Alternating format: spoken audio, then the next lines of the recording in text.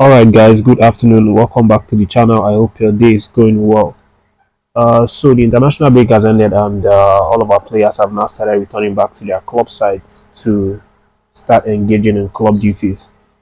And the likes of Victor Boniface, Victor Osimhen, Kelechi Iheanacho and the rest have taken their different routes.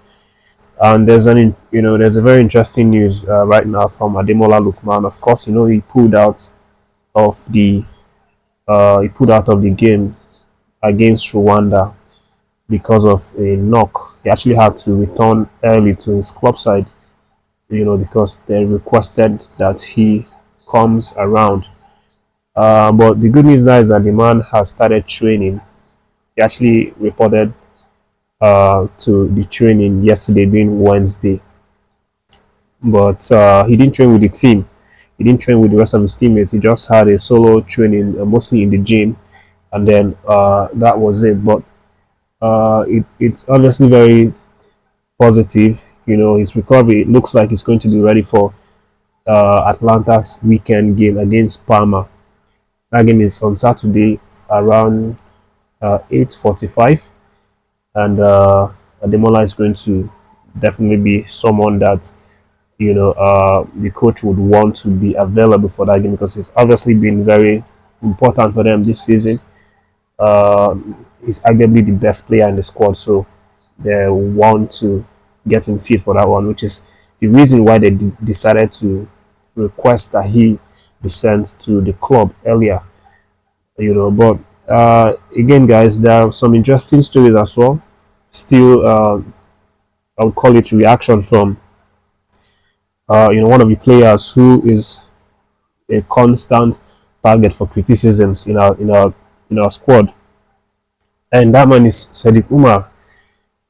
So Sadiq Umar came out, to talk about how it's unfair Nigerian football fans are treating the players. He cried bitterly, not like literally crying, but he complained bitterly when he was being interviewed by Omar Sports TV, and then he spilled everything out that it's not fair that the fans constantly treat the players in the manner that they do when they don't get results. Constant bullying, constant social media cyberbullying. Going to their social media platforms, their DMs, and insult them or talk to them, in a way that kind of discourages them or brings them to shame. So, Sadiq Umar, I'm going to have to read what he said. Yeah, it's a little bit lengthy, but he said in his word, if things continue like this, there are lots of players that will not like to play for the Super Eagles. When we come to play here, it's not about the money, it's for the love. You understand? Where you feel is your home, they tell you it's not. When you go to Europe to play, you're loved and supported there. But when you come to your country, your people begin to ask what you're doing and who brought you, even telling you to return to Europe. Back in the days, they always told us to be careful because they won't let us be ourselves in Europe. But now, it has nothing to do with Europeans. We are the ones killing ourselves. There are some of my teammates in Super Eagles that are down after every game we play because the fans are killing them on social media. Even if you don't see comments, your name still gets mentioned. Football these days is about mentality. If you're not mentally tough, you cannot play football. So this is what our brother Umar Sadiq has said. Of course, this is definitely coming from an emotional side of his heart. The way the fans actually treat the players, and he's no stranger to these kinds of treatments. He's usually targeted a lot of times, and it's obviously good for him to come out and express how he feels. Maybe this is something necessary for him to uh, make up with the fans, for him to actually express himself, and then allow the fans to understand that this is how he feels. That he loves the country, he loves playing for the green and white shirt, but the only discouragement is how the fans treat him. Of course. Well, I just hope that we the fans learn how to better appreciate our players, even when they don't play well. If we must criticize them, I pray it has to be a good criticism. There's a difference between cyberbullying and constructive criticism.